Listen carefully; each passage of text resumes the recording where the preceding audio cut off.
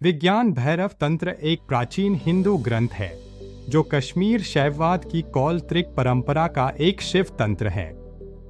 यह ग्रंथ 7वीं या 8वीं शताब्दी ईस्वी के आसपास लिखा गया माना जाता है, जिसमें शिव और पार्वती के बीच संवाद है। पार्वती शिव से वास्तविकता के स्वरूप के बारे में प्रश्न करती है और शिव 112 ध्यान तकनीकों का उत्तर देते हैं।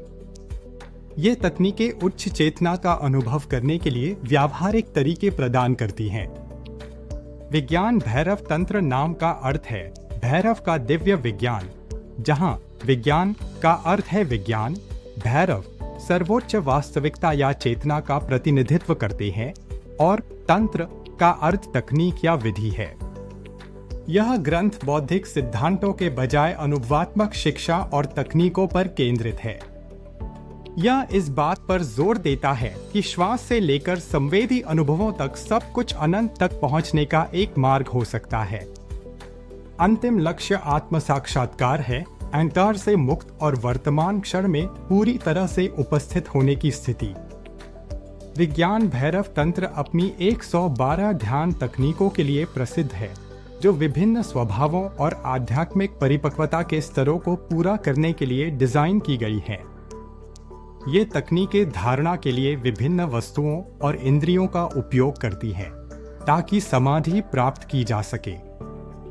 इन तकनीकों में श्वास जागरूकता, ध्वनि ध्यान, विजुअलाइजेशन और एकाग्रता शामिल है। प्रत्येक तकनीक एक बीज रूप में प्रस्तुत की जाती है, जो एक मूलभूत दृष्टिकोण के रूप में कार्य करती है, जो एक अधिक शक्तिशाली अभ्यास में विकसित हो सकती है।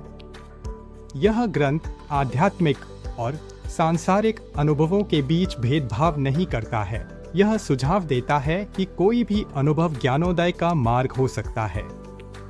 हालांकि विज्ञान भैरव तंत्र पारंपरिक रूप से सीधे शिव को समर्पित है। मत्स्येंद्रनाथ 10वीं शताब्दी के संत और योगी इसके संचरण और संकलन में एक प्रमुख व्यक्ति माने जाते हैं। मत्स्येंद्रनाथ को नाथ संप्रदाय के संस्थापक और हठ योग के पुनरुत्थानकर्ता के रूप में पूजा जाता है। ओशो ने विज्ञान भैरव तंत्र पर व्यापक टिप्पणी प्रदान की। अपनी पुस्तक द बुक ऑफ सीक्रेट्स में समकालीन दर्शकों के लिए 112 तकनीकों को सरल बनाया। विज्ञान भैरव तंत्र तकनीकों के अभ्यास से विभिन्न लाभ मिलते हैं, जिनमें तनाव कम होना और ध्यान में सुधार शामिल है। यह भावनात्मक संतुलन, आत्म जागरूकता और आध्यात्मिक विकास को भी बढ़ावा देता है। बेहतर स्वास्थ्य जैसे निम्न रक्तचाप, बेहतर नींद और एक मजबूत प्रतिरक्षा प्रणाली भी इसके लाभों में से हैं। बढ़ी हुई रचनात्मकता और चुनौतीपूर्ण समय के दौरान शांति और शक्ति बनाए रखने की क्षमता भी प्राप्त होती है। विज्ञान भैरव तंत्र का अन्वेषण शुरू करने के लिए एक ऐसी तकनीक चुनें जो आपको पसंद आए और उसका लगातार अभ्यास करें।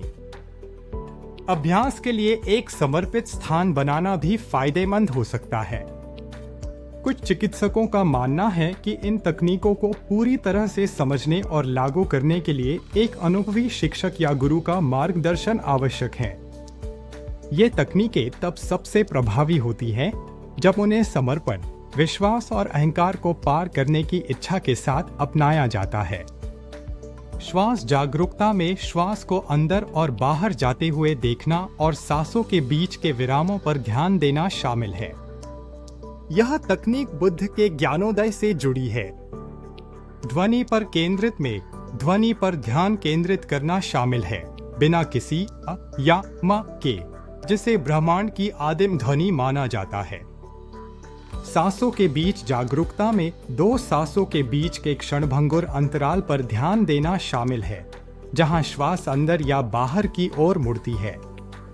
ऊर्जा का विजुअलाइजेशन में ऊर्जा को मूलाधार चक्र से सहस्रार चक्र तक ऊपर उठते हुए देखना शामिल है। विज्ञान भैरव तंत्र आध्यात्मिकता को एक विज्ञान के रूप में देखता है, जो प्रत्यक्ष अनुभव और प्रयोग पर जोर देता है। यह चेतना की खोज और आत्म साक्षात्कार प्राप्त करने के लिए उपकरण के रूप में तकनीकों को प्रस्तुत करता है। यह परिप्रेक्ष्य पूरी तरह से दार्शनिक दृष्टिकोणों के विपरीत है जो बौद्धिक समझ पर ध्यान केंद्रित करते हैं।